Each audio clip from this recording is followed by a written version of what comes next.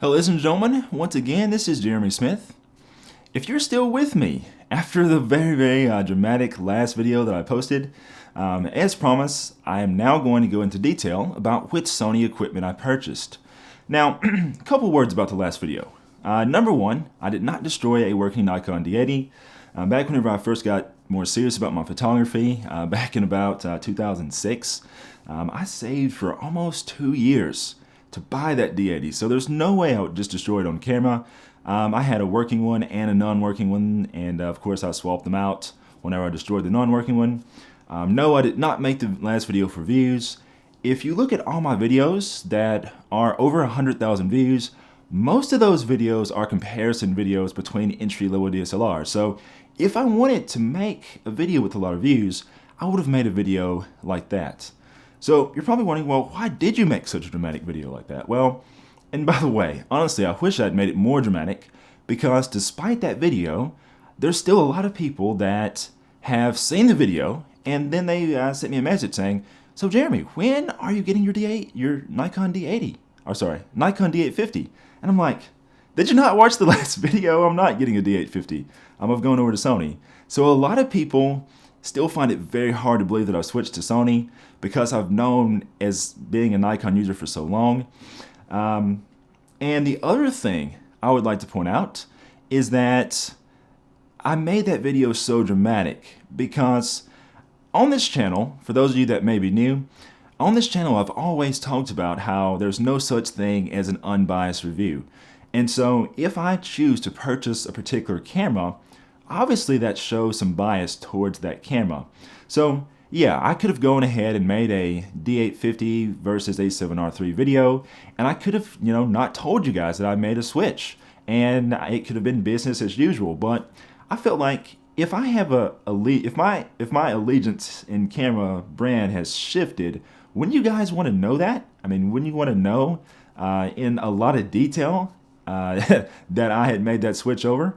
I felt like it would be much better to let you know in a very dramatic way that I'd switched, as opposed to continuing on with business as usual and not mentioning it. So anyways, just a couple things to keep in mind about that. But anyways, let's go on ahead and talk about what I decided to buy in Sony and why I decided to buy it.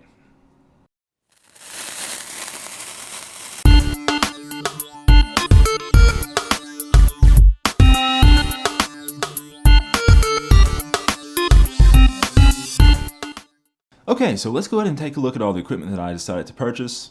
Now, I have all my gear stored in a Think Tank Airport Advantage rolling bag, and thanks to Think Tank for sending this out for me to test. I will be bringing you guys a detailed review about the bag in a future video.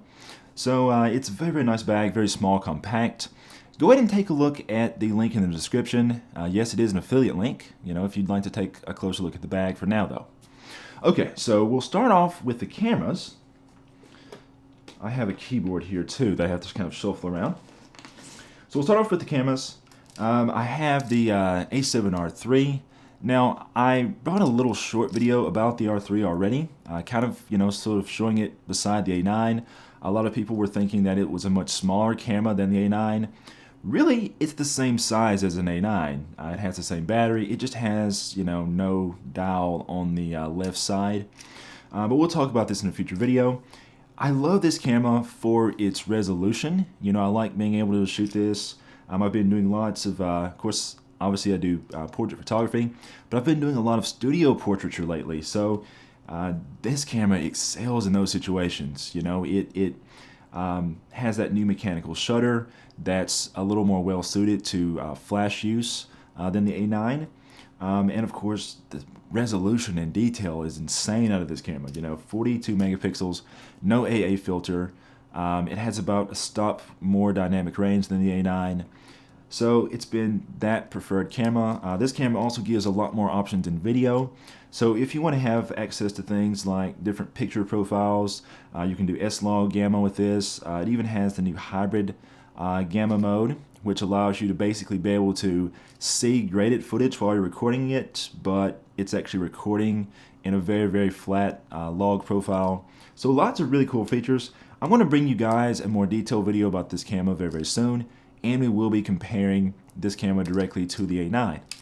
Right now, I do have Sony's grip extension on here. So basically, that gives my pinky some place to be. Now, the thing about this is, a lot of people complain about the smaller size on these cameras.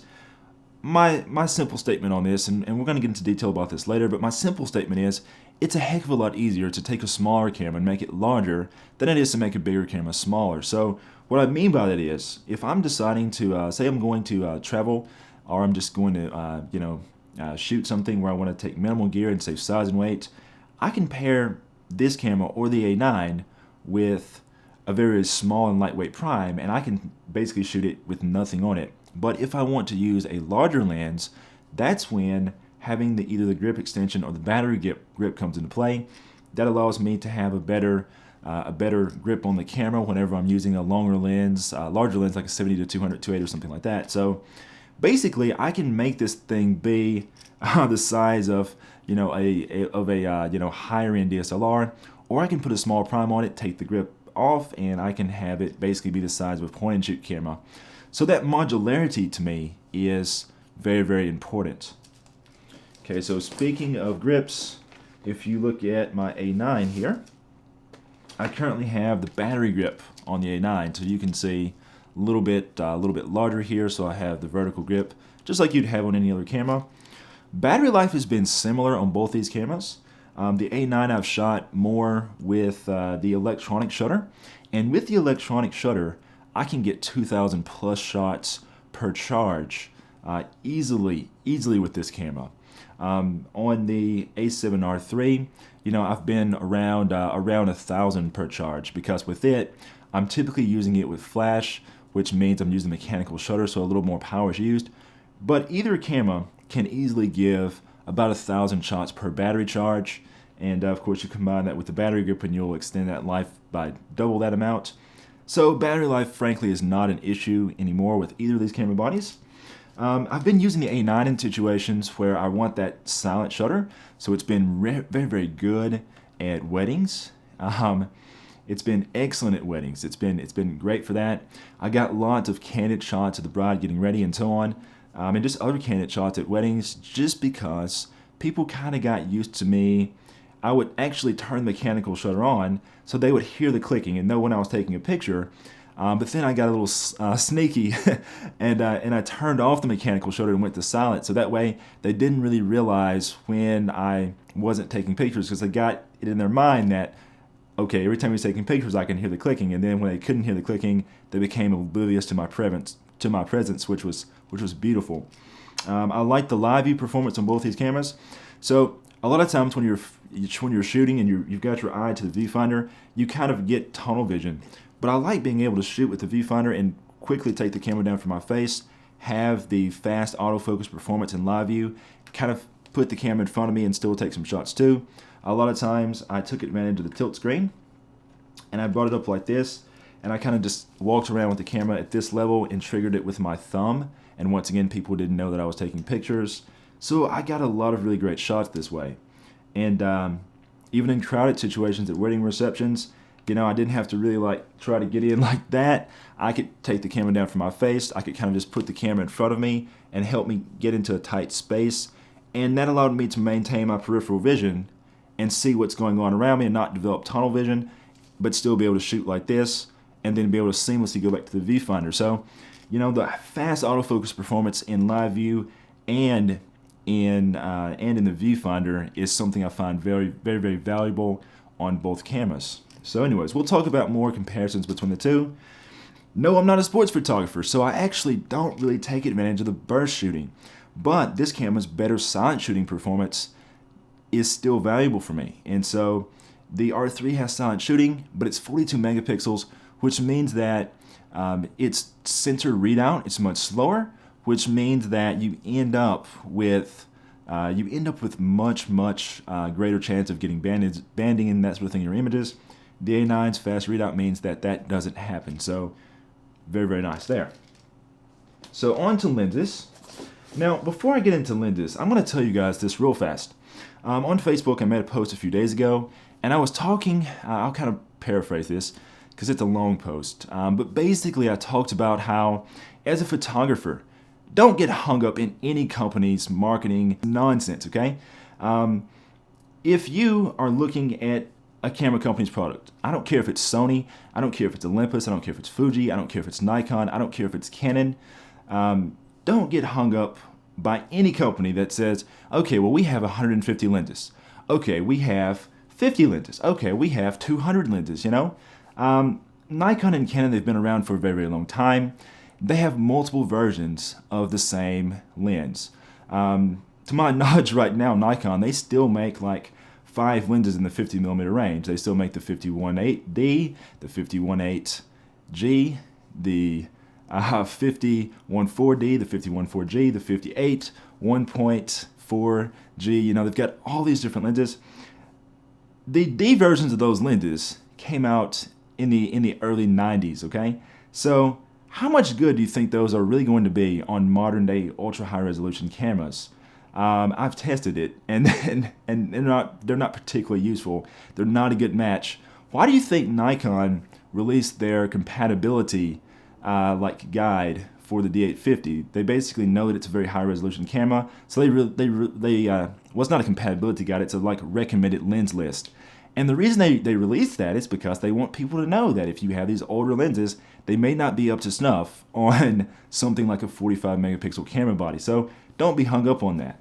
Now for me, you know, I have a certain set of lenses that I use for my work, and I'm sure you do too if you're watching this video. So, you know, I encourage everybody to go and look at the lenses that they're going to use.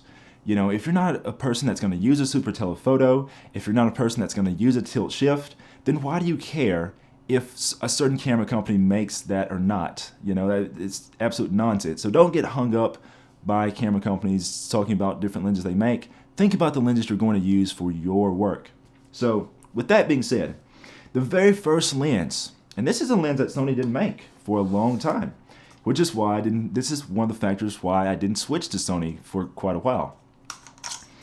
If you go back and watch my old videos, I actually talk about how on something like, you know, if I didn't have to use something like a D800 and D600, if I could get what I wanted out of Sony, then I would have switched to Sony. So if you go back and look at my old videos, you'll actually hear me say that, which is why a lot of people shouldn't be surprised that I switched to Sony. So far, though, I've got to say, guys, I really, really like both these cameras. If I didn't have to carry around large cameras like a D700 and D600 and 800 and such, I wouldn't. If I could get that type of image quality out of a much smaller body, I most certainly would. And that's exactly what cameras like the A7 and A7R give you. They give you the latest in terms of video capabilities and image quality, but they give it to you in a very, very small body. So that's something that I like. But the first lens that I really, really like for my work is an 85mm. Now, I went with the Sony 85mm 1.8. This is a lens I like a lot. And I had an 85 1.8 on Nikon. I did a lot of testing with the 85 1.4, and I found their performance to be very similar. I didn't really find that the sharpness was hugely different between both versions. I came to the same conclusion whenever I got the Sony, but actually on Sony, there's a lot more reasons why I like the 1.8 over the 1.4G Master. And one big factor is size and weight. The G Master is a beautiful lens, but it's a very heavy lens, and I was going for something smaller and lighter. Now, performance-wise, I wasn't comparing so much to the G Master. You know, if you look at something like DxO, and I know DxO is not really going to be like the end-all be-all, but it can give you a general idea of how things perform. I still recommend going out and doing some testing. But whenever I went out and did my testing, I discovered that the 85 1.8 Sony lens performs much better than the 85 1.8 Nikon I had before. I had the 85 1.8 G Nikon lens, and that lens was good. This Sony is much sharper. It has better bokeh. The Sony uses a 9-bladed diaphragm, which is something that the 1.4 Nikon has, but the 1.8 Nikon uses a 7-bladed diaphragm, which sometimes got me some weird looking sort of heptagonal shaped bokeh. And so yeah, the Sony performs much better there. It also focuses faster than the G Master. So that was another factor for me.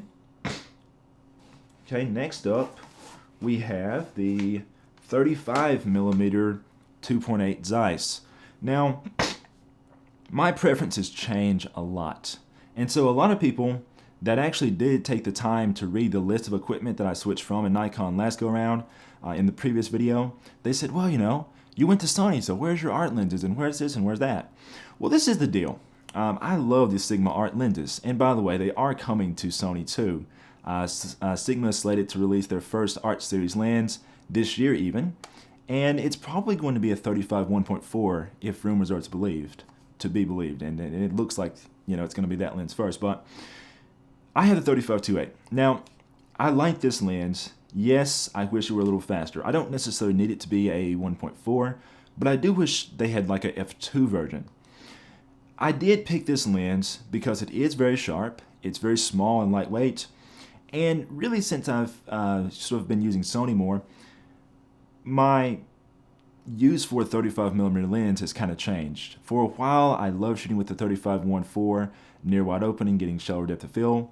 These days, I actually prefer using something around the 50mm focal length more, so I don't use a 35 as often. So for the time being, I didn't feel like it was a bad thing to go with the 2.8, and I like the lens quite a bit.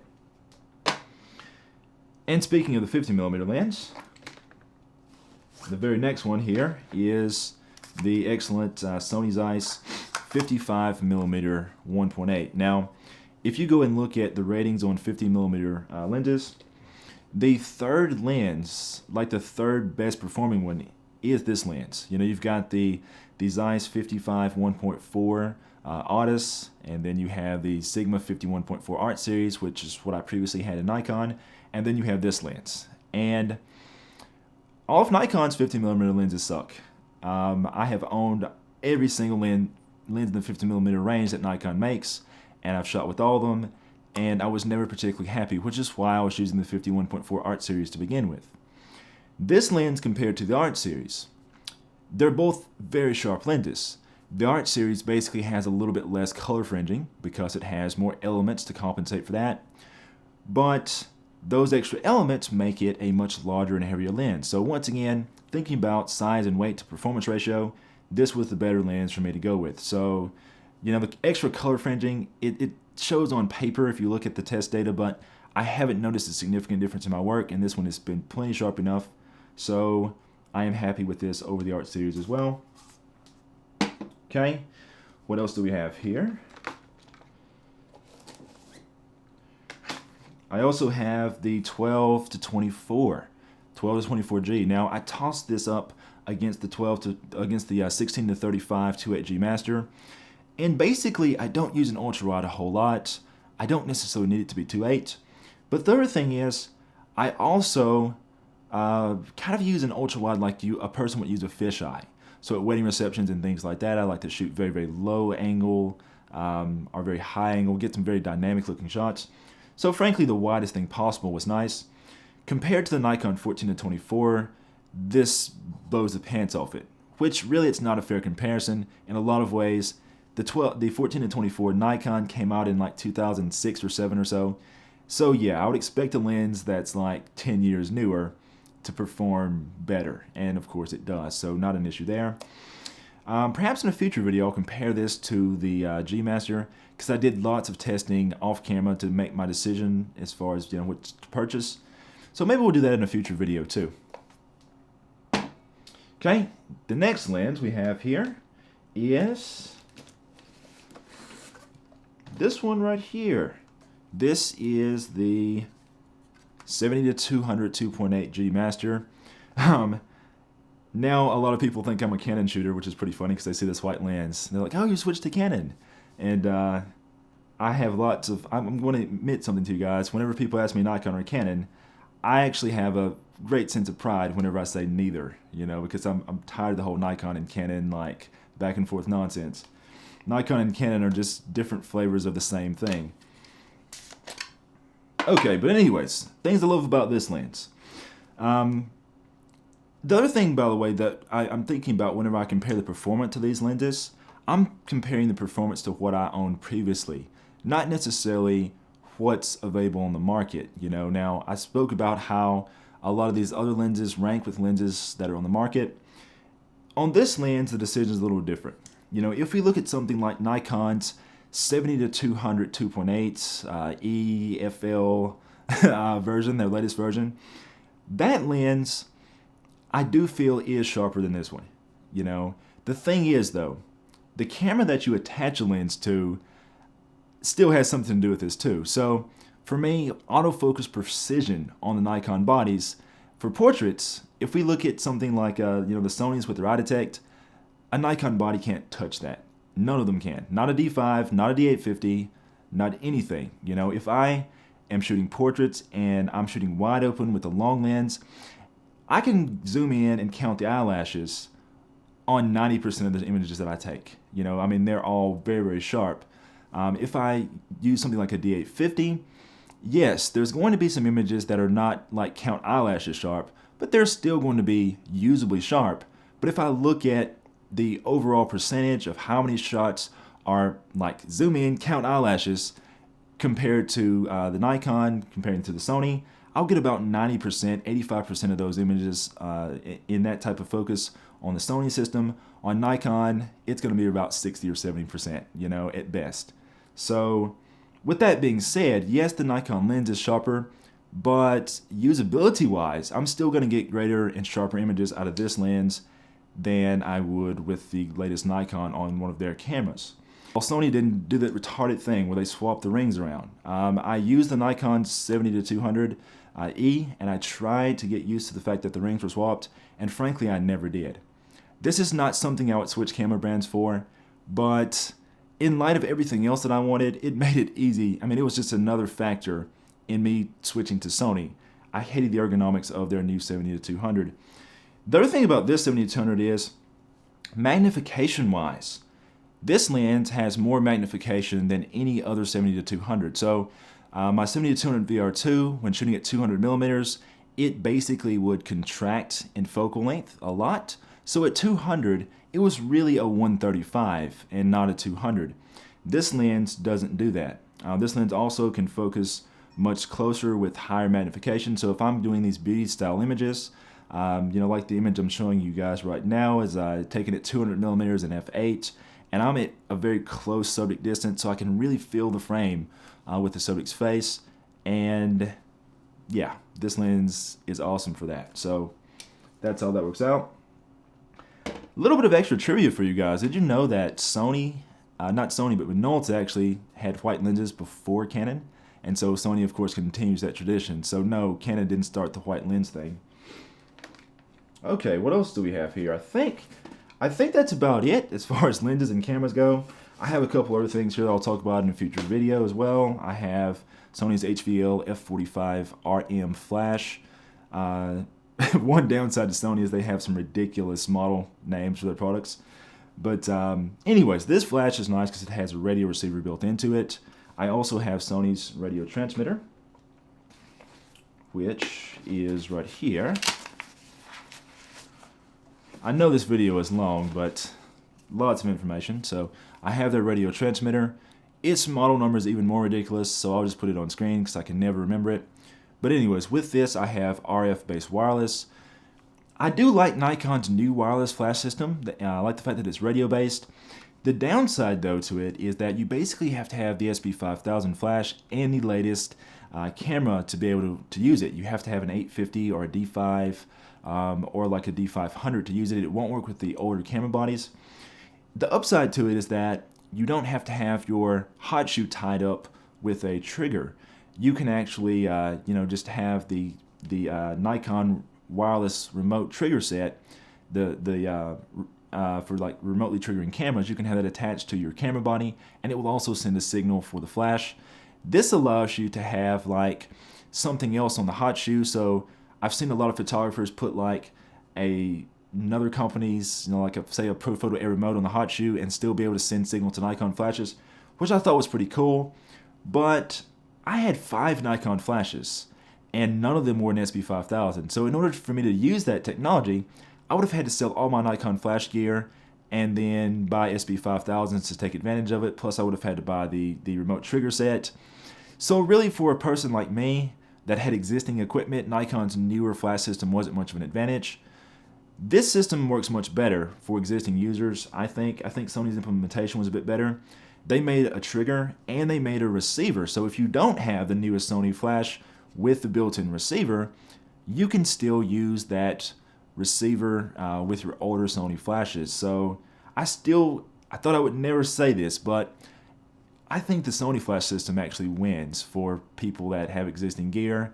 And anyways, you know, I never thought I would say that about Nikon system, but I really, all in all, don't care for Nikon's new flash system for people that are existing users. So Sony definitely provided more backwards compatibility than Nikon, which is mind-blowing. I primarily don't use speed lights these days. I do use ProPhoto. The cool thing about ProPhoto is that they have an air remote for every brand just about. They have one for Canon, Nikon, Sony, and soon to be Fuji.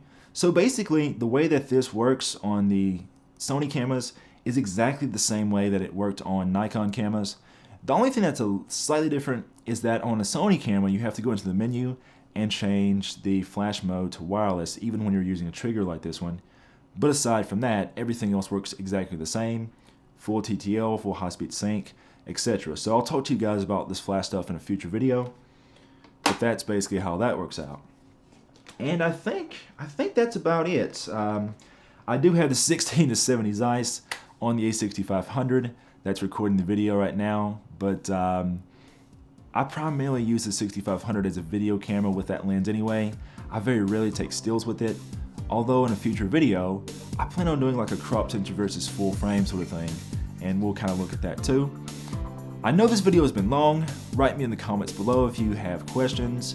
Let me know what you'd like to see as far as reviews on any of this equipment.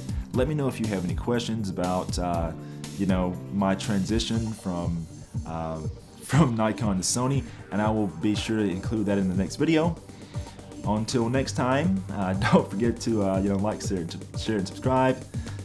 Definitely check out all my different social media accounts. I post lots of my work and lots of other randomness that you might find interesting. I am known as Photog J the Great, and yeah, that's about it for this one. Until next time, this is Jeremy Smith, signing off.